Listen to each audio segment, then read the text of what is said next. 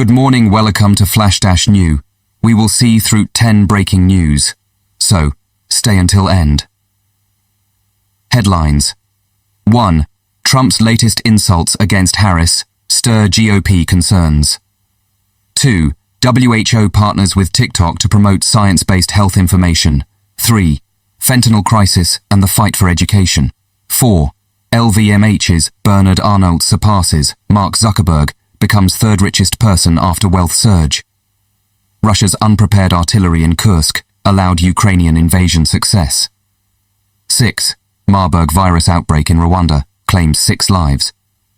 7. Tom Cruise surprises audience at Top Gun Maverick screening with cinema lesson. ICES 287G.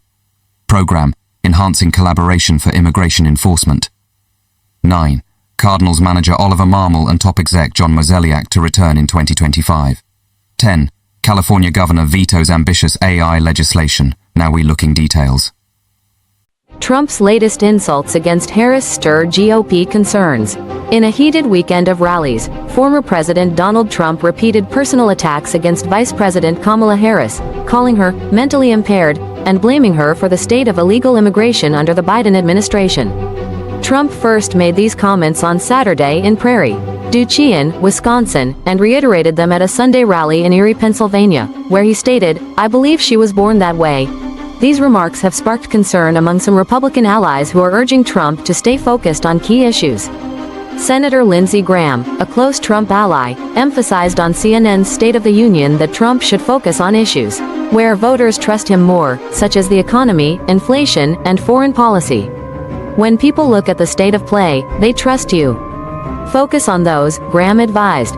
He also clarified that while he considers Harris crazy liberal, he does not believe she is mentally impaired. Whose Fides network, launched in 2020, already engages 800 health creators and reaches 150 million people. The partnership with TikTok will expand these efforts, translating scientific information into engaging video content. Dr. Elaine Lebrick, who's Director of Digital Health and Innovation, highlighted how influencers can bridge the gap between science and daily life, stating, "Who will support creators to ensure health conversations on TikTok are both informed and impactful." This collaboration marks a pivotal step in using technology to promote public health, fentanyl crisis, and the fight for education. Good evening. Fentanyl poisonings continue to claim lives across Texas, but there's a glimmer of hope in the latest data from the Centers for Disease Control and Prevention.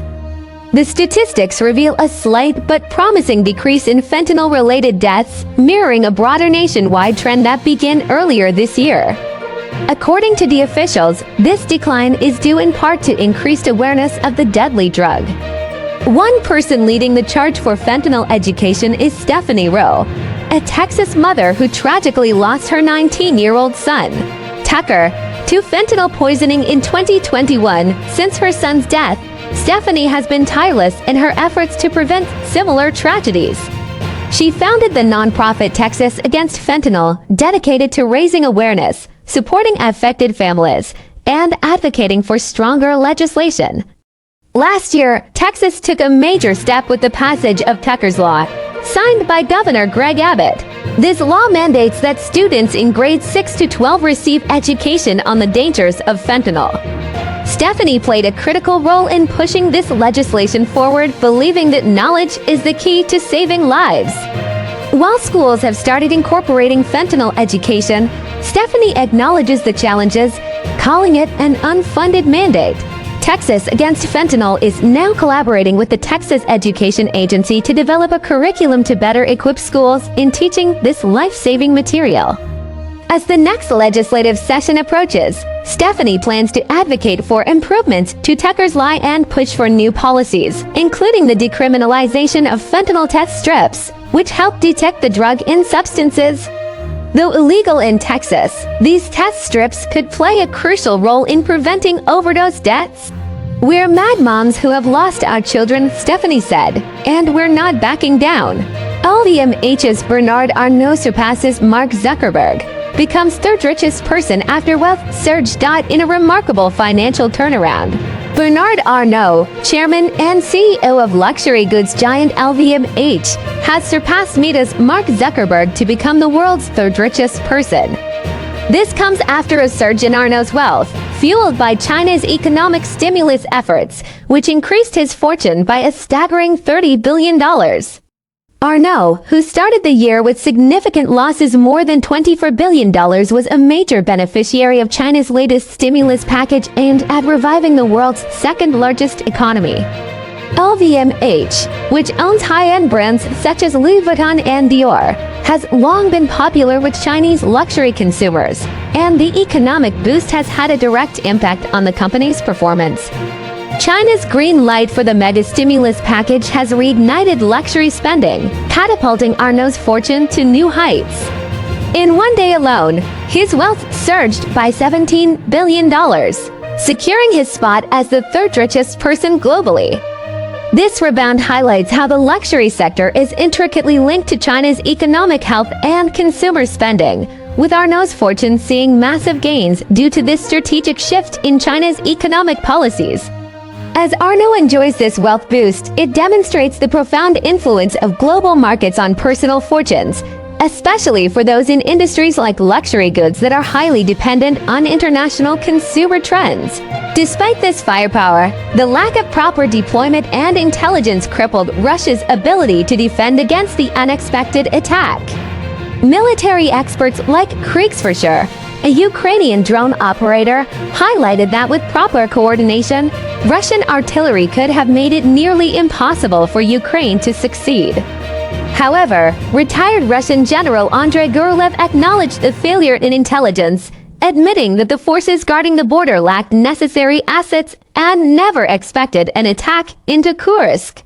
This failure by Russian forces underscores the importance of intelligence and coordination, even with significant military firepower at hand, and has created a new dynamic in the ongoing war. Marburg virus outbreak in Rwanda claims 6 lives in a concerning development.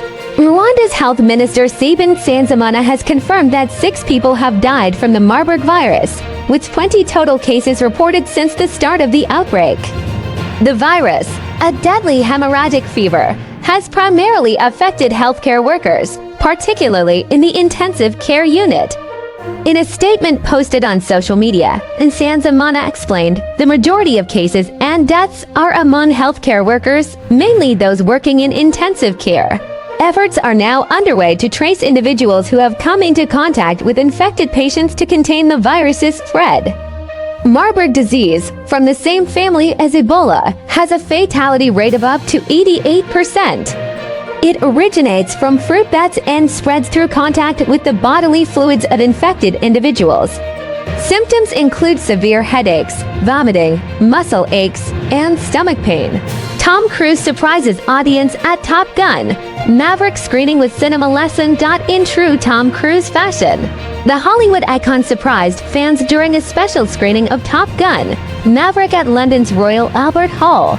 Attendees were not only treated to the blockbuster film, but also received an unexpected cinema lesson from the actor himself. Appearing unannounced at the event, which featured a live orchestra, Cruise captivated the 2,900-strong audience by diving into the history of live music in film. Sharing his love for the art form, he discussed how orchestral performances have been integral to moviegoing since the early 20th century. His impromptu lecture was met with excitement and appreciation, reinforcing Cruise's reputation as not only a movie star but a passionate advocate for the cinematic experience. Fans took to social media to express their amazement at the unforgettable night. Cruise's presence added an extra layer of magic to an already special screening. With Top Gun, Maverick continuing to make waves, audiences can relive the action-packed film by streaming it on Paramount+. Next up for Cruise, the highly anticipated Mission Impossible 8, set to release in May 2025. Next program, enhancing collaboration for immigration enforcement. The U.S. Immigration and Customs Enforcement ICE 287G program, established under the Immigration and Nationality Act, continues to strengthen the nation's immigration enforcement by delegating authority to state and local law enforcement. Originally introduced through the Illegal Immigration Reform and Immigrant Responsibility Act of 1996, Section 287G enables trained officers to perform immigration enforcement duties under ICE's oversight. Through this program, ICE partners with local agencies to identify and process incarcerated non-citizens with criminal backgrounds who are subject to removal. Two key models under the program include the Jail Enforcement Model, which focuses on non-citizens arrested on criminal charges, and the Warrant Service Officer Program, allowing law enforcement to execute administrative warrants. ICE highlights the importance of collaboration, stating that the 287G program significantly enhances public safety by preventing the release of non-citizens who pose a threat to the community.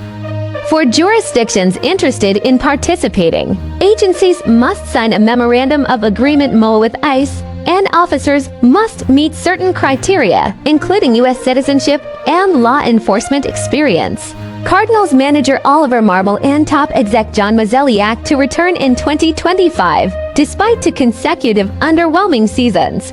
Including a 91-loss campaign in 2023, the St. Louis Cardinals are not planning major leadership changes at the top. According to Derek Gould of the St. Louis Post-Dispatch, President of Baseball Operations John Mozeliak and manager Oliver Marmol are set to return for the 2025 season. Mozeliak, who has led the organization since 2007, confirmed that he will remain in his position for the final year of his contract. However, a restructuring within the front office is anticipated with the involvement of Chaim Bloom, who joined the Cardinals in an advisory capacity after his time with the Red Sox. The Cardinals are expected to overhaul their player development program, which has struggled in recent years. As part of these changes, longtime player development director Gary LaRocque is retiring, and Bloom is expected to select his replacement. Speculation is growing that Bloom could eventually succeed Mozeliak after 2025.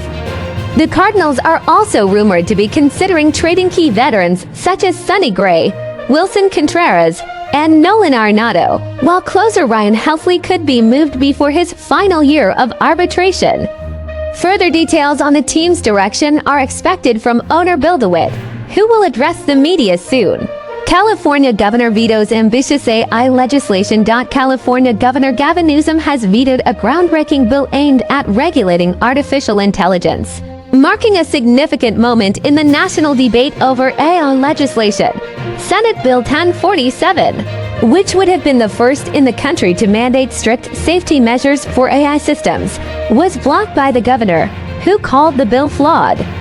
The bill sought to introduce safety testing for large AI models before public release, empower the state's attorney general to hold companies accountable for serious harms caused by AI, and implement a kill switch for emergencies like biowarfare or mass casualties.